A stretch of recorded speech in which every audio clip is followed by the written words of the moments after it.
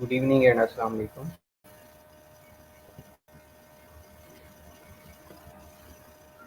कैसे हैं आप लोग? वालेकुम अस्सलाम। Hope so you will be fine.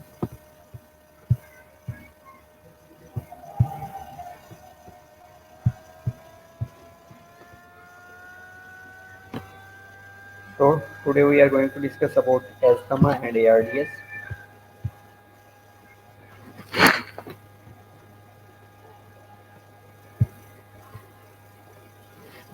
So what is asthma? तो आप डेली इनकाउंटर करते होंगे वो पेशेंट्स जो एस्थमेटिक अटैक के साथ आते होंगे। तो व्हाट इज एस्थमा?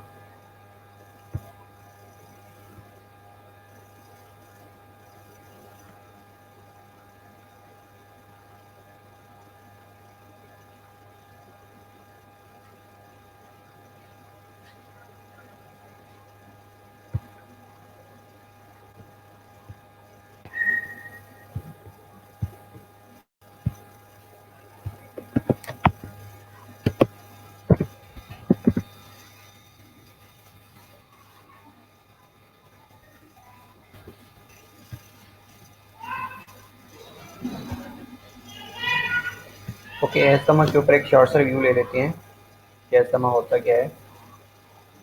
इसके बाद हम इसकी पैथोफिजियोलॉजी के बारे में डिस्कस करने वाले हैं, क्लिनिकल मैनिफेस्टेशन के बारे में डिस्कस करने वाले हैं। इसके अलावा और मैनेजमेंट, फार्माकोलॉजिकल मैनेजमेंट क्या है इसकी, ये सारी चीज़ें हम वन बाई वन इनको डिस्कस करते हैं।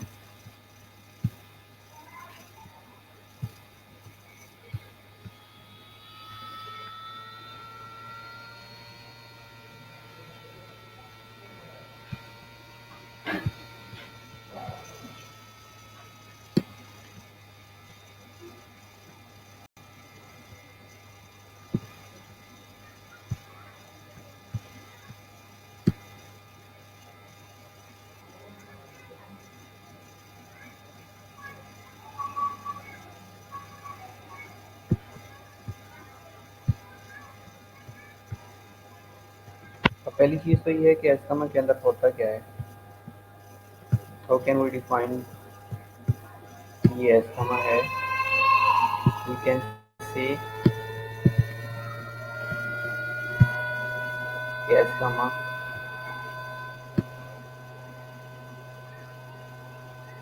is a chronic inflammatory airway disorder characterized by airway hyperresponsiveness and frequent episodes of acute symptoms such as wheezing, cough, chest tightness, and shortness of breath. We can also define it as the exaggerated immune response resulting in bronchoconstriction leads to wheezing, coughing, and chest tightness, as well as shortness of breath. हम ऐसे ही इसको define कर सकते हैं।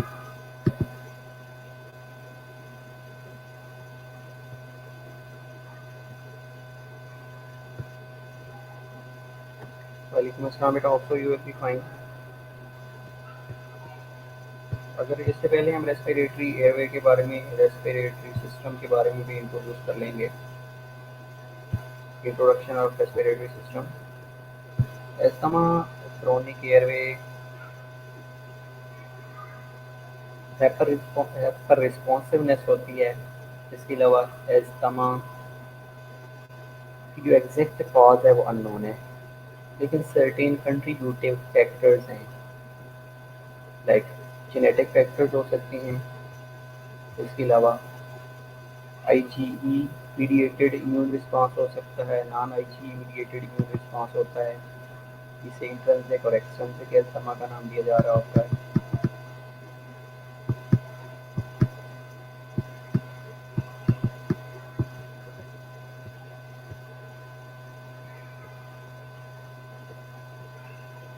उसके जो cause हैं that's very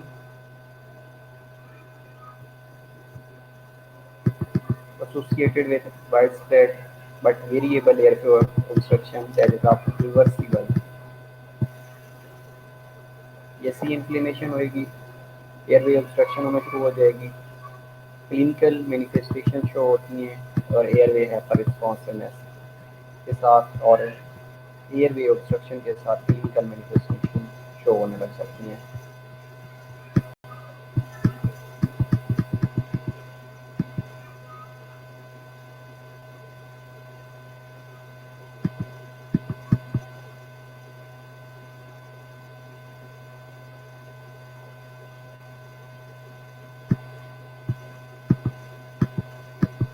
इसके अंदर होता क्या है, बेसिकली एयरवे लिमिटेशन होना शुरू हो जाती है स्टमक के अंदर।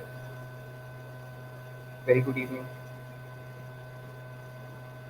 और इंड्यूस्ड बाय एयरवे इन्फ्लेमेशन ब्रोंकोकंस्ट्रिक्शन हो रही होती है, ब्रोंकियल स्मूथ मसल की जैसे ही कंस्ट्रिक्शन होती है that quickly narrows the airway in response to exposure of any type of stimuli. कोई भी स्टिमुलाई होएगा क्या करेगा, ब्रोंकोकंस्ट्रिक्शन कॉज कर देगा। दूसरी कंडीशन ये होगी कि एयरवे हाइपर रिस्पॉन्सिवनेस क्या होती है, जिसे हमने डिफाइन किया है कि क्रोनिक एयरवे हाइपर रिस्पॉन्सिवनेस होती है। तो airway hyper responsiveness is defined as an exaggerated bronchoconstrictor response to a stimuli। Exaggerated immune response या exaggerated bronchoconstrictor response to an antigen or any type of stimuli is known as airway responsiveness। इसके अलावा certain condition में airway oedema होना शुरू हो सकता है। As the disease becomes more persistent, the inflammation become more progressive। Oedema हो सकता है, म्यूकस हाइपरसेक्रेशन हो सकती है। इसके अलावा जैसे म्यूकस सेक्रेट होएगा तो that will make a mucus plug और that plug may limit the airflow।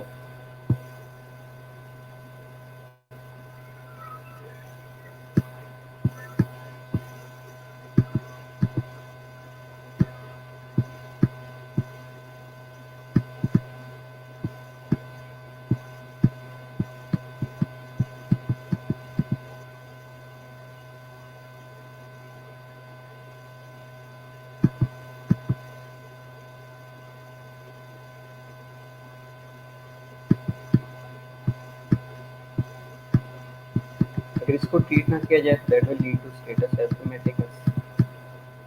तो स्टेटस एस्थमेटिकस क्या है, ये एक इमरजेंसी कंडीशन है। Very good evening. If we talk about the causes of asthma, primary जो कॉज होती है वो जेनेटिक्स होता है, जीन्स के अंदर कोई प्रॉब्लम आता है। Other causes are environmental factors, लेकिन जो डेफिनेट काज है वो स्टिल अननोन है। किस वजह से अस्थमा हो रहा है अभी तक अननोन है। जेनेटिव फैक्टर्स के अंदर साइटोकाइन रिस्पॉन्सिव प्रोफाइल हो सकती हैं, इंस्टेड ऑफ दैट एज हो सकती है। इन्वायरमेंट के अंदर एलर्जेंस हो सकते हैं, इन्फेक्शन हो सकते हैं, माइक्रोब्स हो सकती हैं, स्ट्रेस इंड्यूस्ड हो सकता है। अब ये सारे कर क्या रहे होते हैं, बेसिकली ये इनेट और अडाप्टिव इम्यून रिस्पॉन्स को अल्टर कर रहे होते हैं। जैसे ही इम्यून रिस्पॉन्स अल्टर होएगा that will lead to bronchoconstriction. Hyper responsiveness of airway, bronchoconstriction होएगी, रेजिस्टेंट ब्रीदिंग होना शुरू हो जाएगी, कफिंग होएगी, चेस्ट टाइटनेस होएगी, म्यूकस प्रोडक्शन होएगी and that will lead to a condition known as asthma.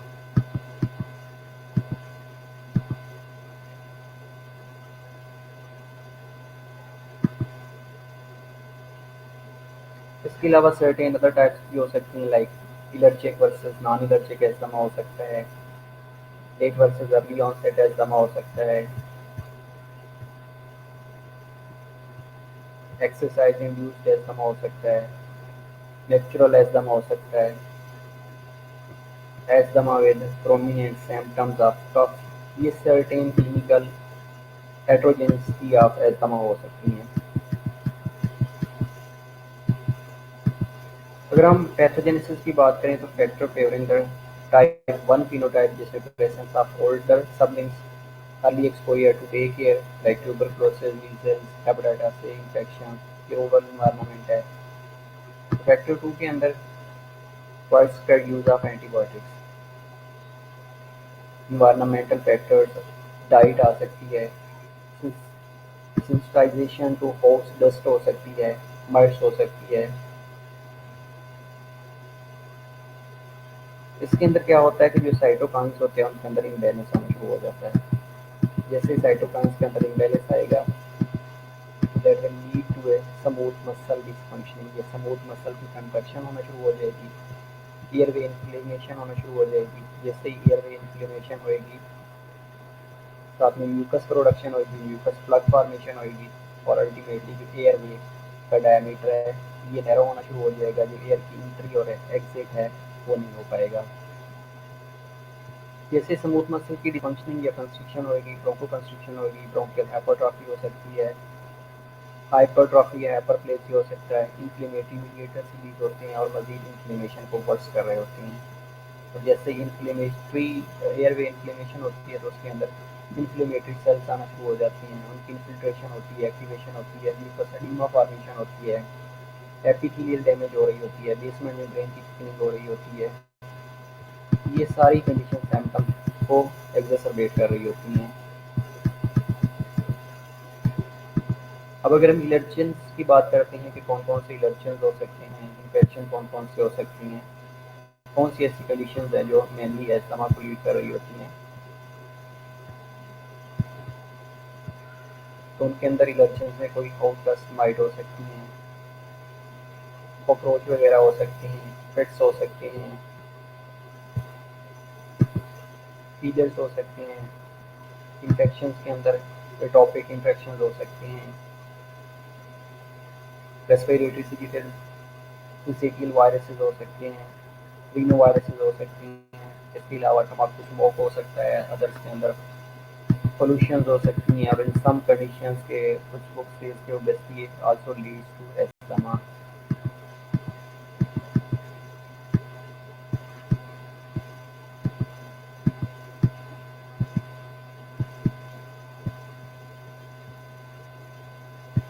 Hope so आप लोगों को कुछ समझ आ गया होगा। बाकी हम स्लाइड्स के ऊपर देख लेते हैं, स्लाइड्स के ऊपर क्या क्या चीज़ें मेंशन है। बाकी डायग्नोज है, डायग्नोज कैसे की जा रही होती है, depending on the symptoms like difficulty in breathing है, एसओबी है, चेस्ट टाइटनेस है, और ये अगर सिम्टम्स नाइट टाइम वर्स हो रही हैं तो उसके रिजल्ट में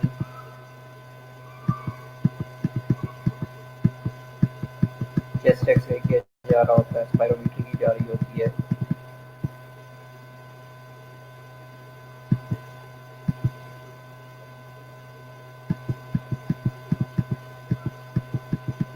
SpO2 का लेवल देखा जा रहा होता है। एक्सरसाइज चैलेंजिंग टेस्ट किए जा रहे होते हैं, पॉजिटिव ब्रोंकियल चैलेंजिंग टेस्ट किए जा रहे होते हैं मोस्टली, जिसमें FeV1 रेशियो देखी जा रही होती है, PFT देखी जा रही होती है, पल्मोनरी फंक्शन टेस्ट। ये एस्थमा को रोल आउट करने के लिए ये सर्टेन टेस्ट होते हैं जो कि किए जा रहे होते हैं ताकि एस्थमा को रोल आउट किया जा सके। मेडिकेशन के अंदर ब्रोंकोडायलेटर्स दिए जा रहे होते हैं, एंटी इंफ्लेमेटरी ड्रग्स दी जा रही होती हैं लाइक स्टीरॉइड्स हैं, निकोटाइन इनहिबिटर्स दिए जा रहे होते हैं लाइक मोनोक्लोप्रासोडियम है, H1 रिसेप्टर्स ब्लॉकर्स दिए जा रहे होते हैं। तो ये सारी conditions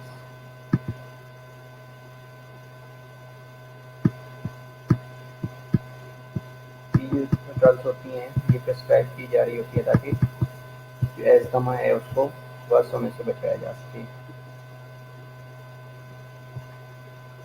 okay, moving towards the slide. Respiratory system की अगर हम बात करें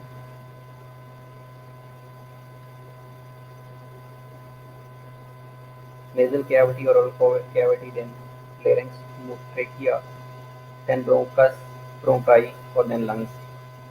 एल्वुलाई के अंदर गैसेज एक्सचेंज हो रही होती हैं। अब जो एयरवे है, एयरवे के अंदर अगर हाइपर रिस्पॉन्सिवनेस की हो गई है या कोई ऐसा ट्रिगर्स है, कोई स्टिमुलाई है जो रिपीटेडली ट्रिगर कॉज कर रहा है, इम्यून रिस्पॉन्स को एक्टिव कर रहा है, तो उसके रिजल्ट में भी एयरवे नर्विंग हो सकती है। ट्रेकिया, ट्रेकी के बाद ब्रोंकाई, ये ब्रोंकस राइट और लेफ्ट ब्रोंकस में डिवाइड होता है।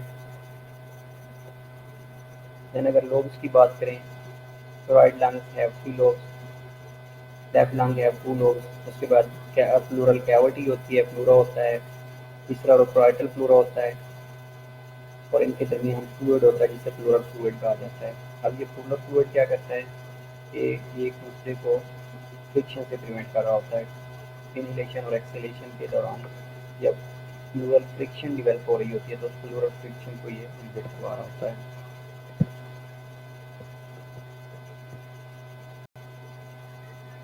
ये क्या होता है कि जो पल्मोनरी सर्कुलेशन की हम बात करते हैं तो पल्मोनरी सर्कुलेशन में जो right side of the heart है that sends blood to the lungs for oxygenation. Capillary bed के ऊपर ऑक्सीजनेशन होती है। ऑक्सीजनेशन होने के बाद पल्मोनरी वेन के थ्रू ब्लड अगेन हार्ट के अंदर जाता है और heart again again left ventricle जब कंट्रैक्ट कर रहा होता है तो कंट्रैक्शन के रिजल्ट में जो ब्लड है वो एओर्टा के अंदर मूव करता है, एओर्टा से सिस्टमिक सर्कुलेशन में जा रहा होता है।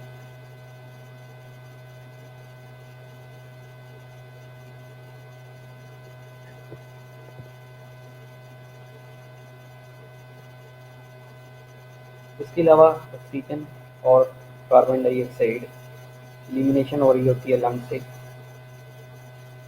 कार्बोनिक एनहाइड्रेट स्प्लिट करता है कार्बन डाइऑक्साइड और वाटर में।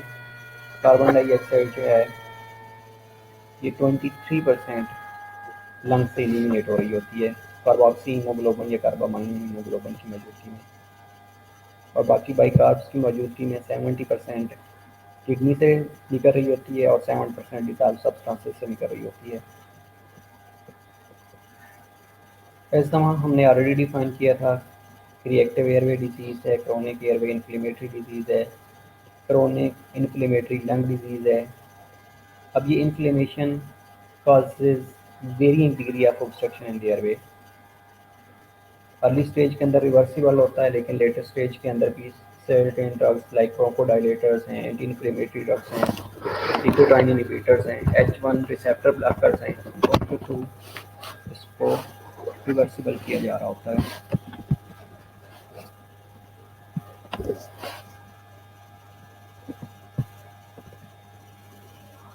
ट्रिगर्स क्या क्या हो सकती हैं, कौन कौन सी चीज़ें एस्थमा को एक्सेजरेट करती हैं जिनके अंदर इरप्शंस आ सकती हैं।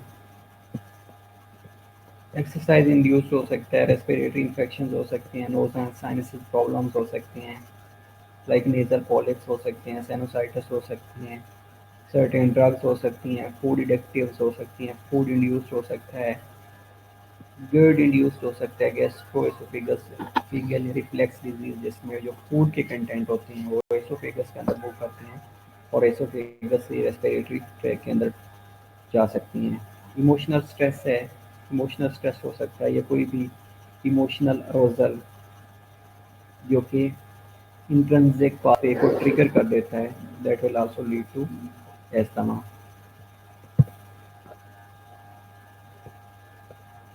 ये एक पैथोफिजियोलॉजी है कि कोई भी ट्रिगर होएगा आईजी मीडिएटेड इम्यून रिस्पांस को एक्टिवेट करेगा, और जैसे ही IgE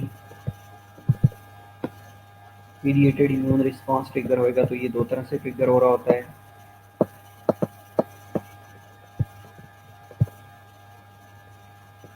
IgE mast cell mediated response आएगा जिसके रिजल्ट में chemical mediators, inflammatory mediators release होंगे from the mast cell, eosinophil, macrophages और लिम्फोसाइट से।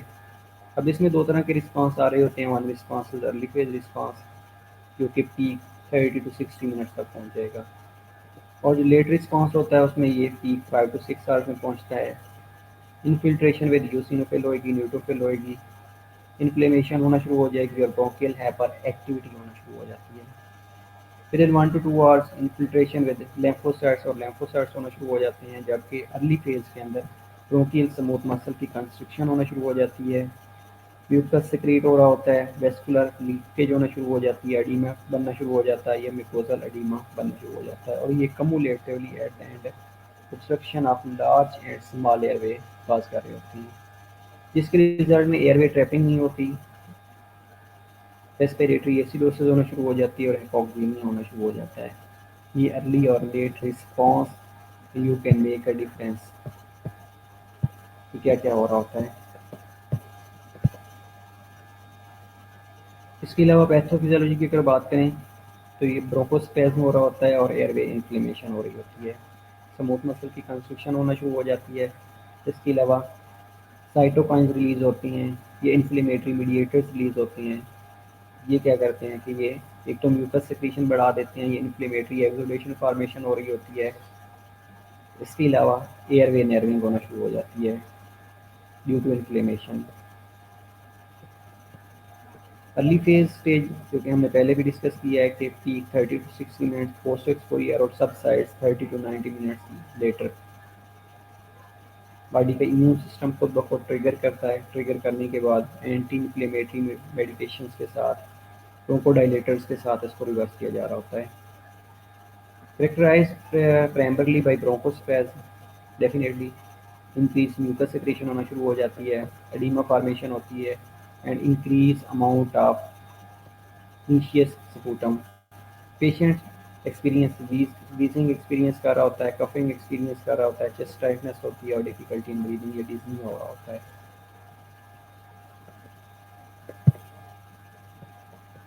लेट फेज के अंदर करेक्टराइज प्राइमरी बाय इन्फ्लेमेशन, जिसके अंदर हिस्टामिन मीडिएटर्स रिलीज होने शुरू हो जाते हैं, that set up A self sustaining cycle, increasing airway reactivity, causing hyperresponsiveness to allergens and other stimuli as well. Instead of that, increased airway resistance lead to airway trapping in the alveoli and hyperinflation of the lungs. And at the end, if airway inflammation is not treated or does not resolve, may lead to irreversible lung damage. जैसे ही wheezing develop होती है, Disney होने लगता है, hypoxaemia की condition होने लगती है, तो फॉरन पेशेंट्स को हॉस्पिटलाइज कर दिया जाता है या हॉस्पिटल में मूव कर दिया जाता है। तो उस time bronchodilators, anti inflammatory drugs like steroids वगैरह दे के मोबिलाइजेशन करके पेशेंट्स को कंडीशन को रिवर्स करवा दिया जाता है, otherwise it may lead to irreversible lung damage. Factors that causing obstruction in the airway like smooth muscle की कंस्ट्रिक्शन है, ब्रोंकोस्पैज्म होना शुरू हो जाएगा। अब इसके अंदर म्यूकस प्लग फॉर्मेशन हो रही होती है, मसल का स्पैज्म हो रहा होता है, और जो म्यूकोजा है यहाँ पे म्यूकोजल स्वेलिंग हो रही होती है। अब जैसे ही म्यूकोजल स्वेलिंग होगी, म्यूकस प्रोडक्शन होगी, तो that will lead to narrowing of the airway. Narrowing होगा, एयर ट्रैपिंग नहीं होगी। एयर ट्रैपिंग डेफिनेटली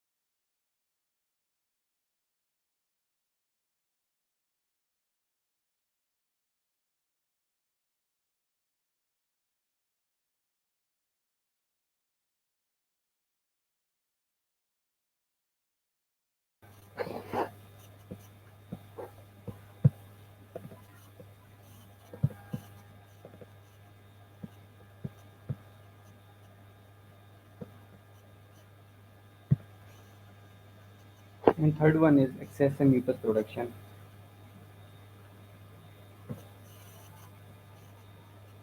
ओके, इसके अलावा अगर हम क्लिनिकल मैनिफेस्टेशन की तो बात करें तो these clinical manifestations are unpredictable and variable. Instead of that, recurrent episodes of wheezing, breathlessness, cough, and chest tightness.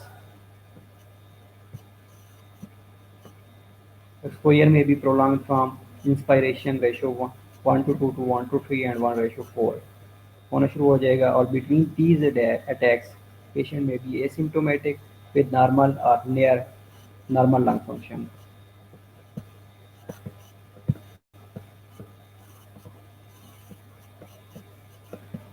Wheezing के ऊपर अगर डिपेंड करें तो wheezing is an unreliable sign to gauge severity of attack.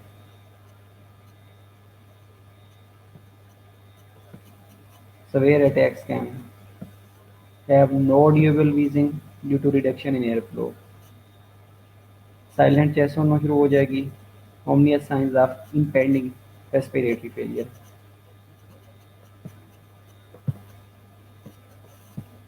Instead of that, difficulty with airway movement can create a feeling of suffocation. Like अगर hypoxemia की बात कर रहे थे, patient may feel increasing anxious, mobilizing secretion may be more difficult.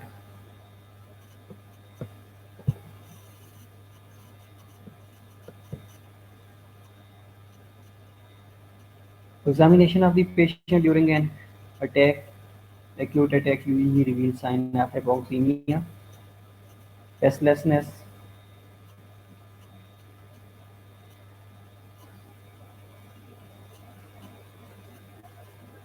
increased anxiety, inappropriate behavior, increased pulse and blood pressure, or pulses paradoxes, drop in systolic blood pressure during inspiratory cycle.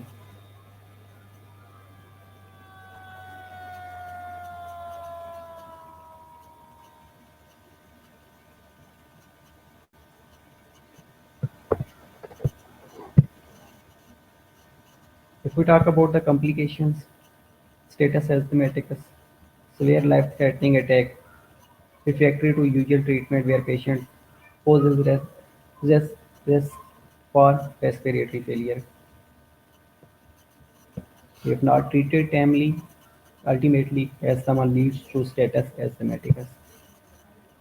Diagnostic studies, a diagnostic test, detailed history and physical examination is necessary. Pulmonary function test (PFT) is necessary, peak flow monitoring, chest X-ray, as well as ABGs analysis to rule out respiratory acidosis or alkalosis. Instead of that, pulse oximetry, allergic testing, blood level of eosinophil that will increase in the allergic reactions. Sputum culture and sensitivity test are also recommended.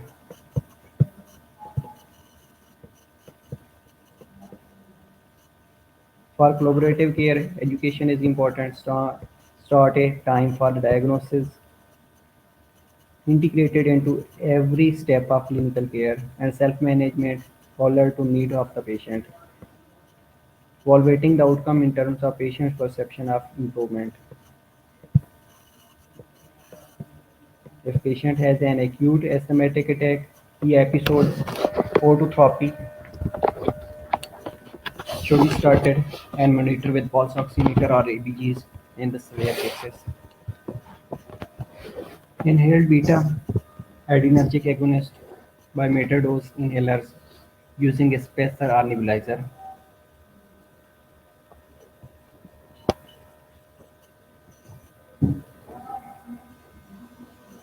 Corticosteroids indicated if initial response is insufficient.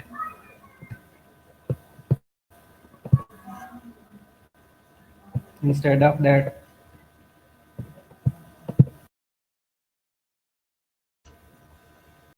therapy should be continued until the patient is breathing comfortably, wheezing has disappeared, pulmonary function study results, or near baseline values. And status asthmaticus, most therapeutic measures are the same as for the acute. Increased frequency and dose of bronchodilators, continue beta-2, beta-adrenergic agonist stabilizers therapy may be given. IV corticosteroids like steroids are recommended. Continuous monitoring is recommended. Supplementary O2 to achieve a value of 90% O2 saturation. O2 fluids are also given due to insensible losses of the fluid, and mechanical ventilation is required if there is no response to treatment. Ultimately, अगर patients respond नहीं करा तो patient should be put on the ventilator. Drug therapy, long-term control medications achieve and maintain the control of persistent asthma, and quick relief medications treat symptoms of exacerbations. Bronchodilators contains beta-adrenergic agonists like albuterol है, salbutamol है, ventolins हैं, act in a minutes and last 4 to 8 hours. Short-term relief of bronchoconstriction and treatment of choice in the acute exacerbations. Mostly bronchodilators inhaler form में भी use हुए जा रहे होते हैं, जो वेंटोलिन है नेबुलाइजेशन में यूज़ हो रही होती है, but the side effect of Ventolin is that it causes tachycardia. So it should be used consciously. Other one is bronchodilators useful in preventing bronchospasm predicted ये precipitated by exercise and other stimuli. Overdose may cause rebound bronchospasm, and too frequent use indicates poor asthma control and may mask severity.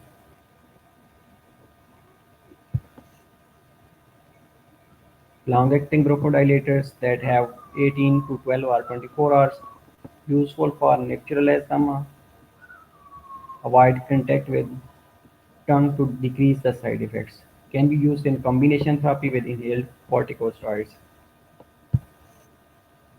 Anti-inflammatory drugs that have corticosteroids like beclomethasones and prednisones and prednisolones and that suppress the inflammatory responses. Inhaled form is used in long-term control, systemic form to control exacerbations and manage persistent asthma.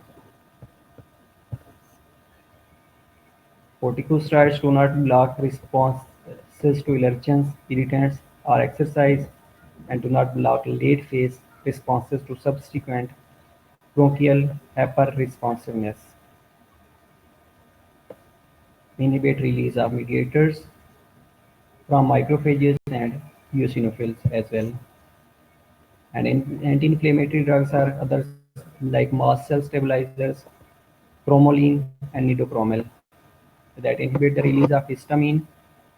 These are also known as antihistamines या H1 receptor blockers. Inhibit late phase responses. Long-term administration can prevent and reduce bronchial hyperactivity. Effective in exercise-induced asthma when used 10 to 20 minutes before the exercise.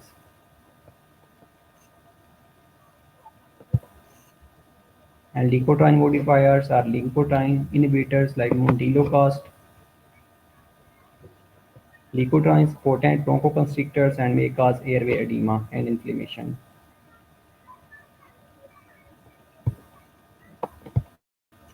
Have a bronchodilator and an anti-inflammatory effect as well. And that's about the asthma.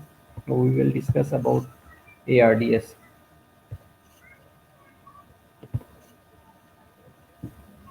Okay, अजान हो रही है, अजान होने के बाद continue कर लेते हैं.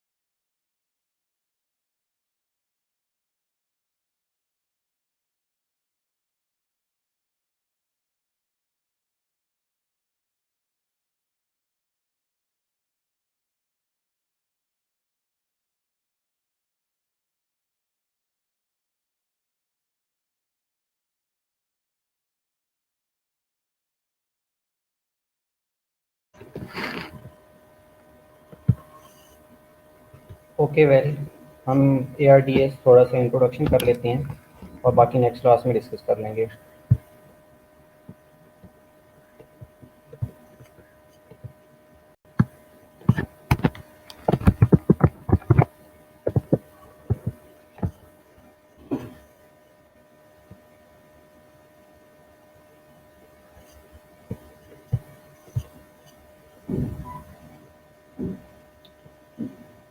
ओके, ARDS कब होता है?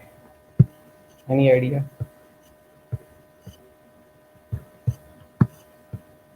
Acute respiratory distress syndrome.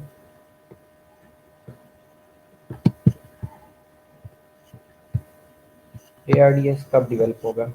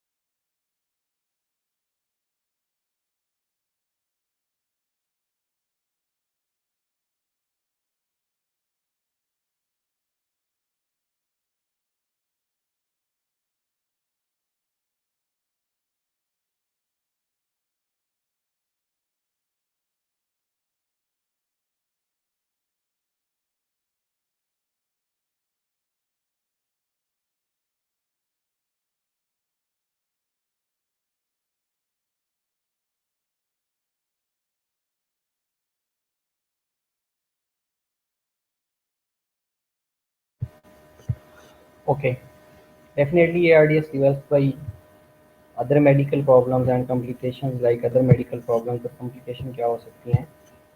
पहली तो चीज़ ये है कि ARDS डेवलप कब होगा।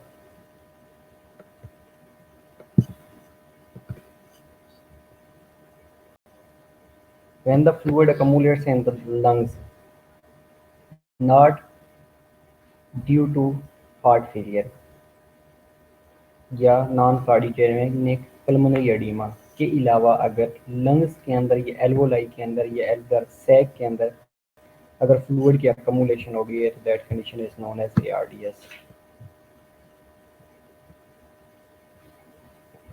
अब इसके अंदर भी इन्फ्लेमेशन हो रही होती है, लेकिन that inflammation is caused by certain factors, like sepsis हो सकती है, एंडोथेलियल सेल डिसफंक्शनिंग हो सकती है, जिसके रिजल्ट में जो कैपिलरी फ्लूइड है that will leak from the capillaries. जैसे ही लीक होएगा तो इसकी ड्रेनेज इम्पेयर होना शुरू हो जाएगी and that will accumulate in the lungs. Pulmonary edema होना शुरू हो जाएगा and pulmonary edema increases the thickness of the layer separating the blood in the cavity wall. Air sacs के अंदर फ्लूइड अकमुलेट हो जाएगा, जिसके रिजल्ट में that will increase the distance the oxygen must be diffuse to reach the blood and impairment of the gases exchange causes hypoxia। जैसे ही hypoxia होगा तो that will increase work of breathing and eventually induces scarring of the air sacs of the lungs and that condition is known as ARDS। ARDS develop हो गया है।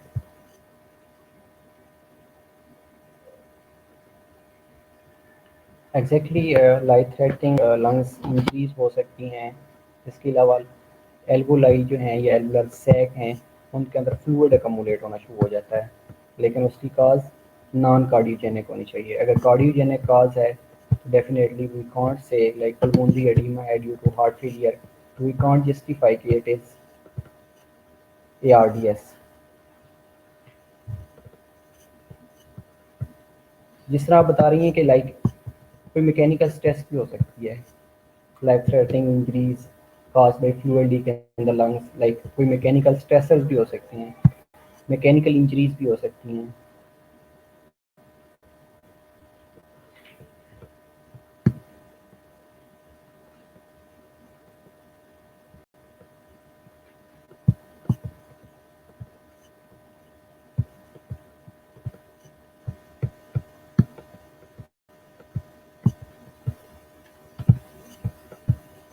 क्या sign और symptoms हो सकते हैं लाइक ARDS के अंदर।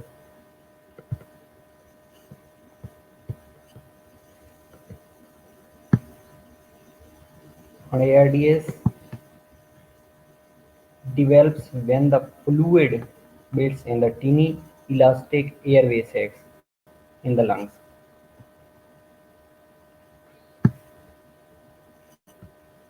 क्या साइन और सिम्टम हो सकते हैं जिसमें सिवियर चार्डनेस ऑफ डेथ हो सकती है, लेबर्ड ब्रीथिंग हो सकती है,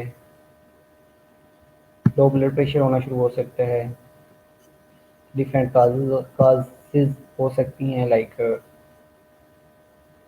नोवेल डेज आपको पता है कोरोना वायरस डिजीज हो सकती है। पीपल सफरिंग फ्रॉम कोविड-19 में डेवलप ARDS और मोस्टली ये मेंशन किया जा रहा होता है कि ARDS कोविड-19 इंड्यूस्ड ARDS।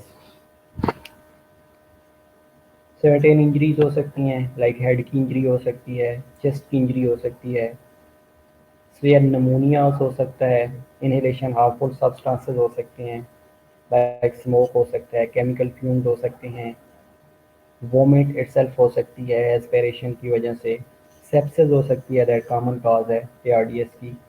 ये सर्टेन काजेज हो सकती हैं that will lead to ARDS से।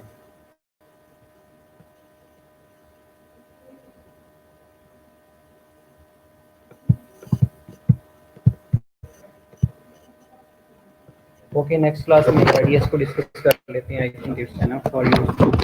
आज हमने ARDS का इंट्रोडक्शन भी कर लिया है और एस्थमा को आप लोग एक दफ़ा देख लीजिएगा, उसके बाद ARDS, इसकी काजेज, पैथोजेनेसिस और ये सारी चीज़ें हम नेक्स्ट क्लास हमारी कब है नेक्स्ट थर्सडे को आई थिंक, तो उसमें ही हम ARDS कर लेंगे, right? Okay, see you inshallah in next class. If you have any query, let me know.